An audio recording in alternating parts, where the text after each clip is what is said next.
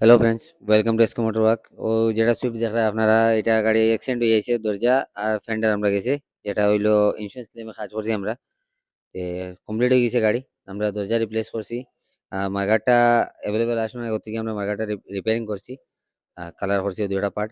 আপনারা দেখতে পারো বাম্পারও কোনাও তো একটু জায়গা আসলো ওই জায়গার মধ্যে, ওটাও করছি। হুইলকে বাটান ব্ল্যাক করে দিয়েছি, কাস্টমারের রিকমেন্ড আসলো।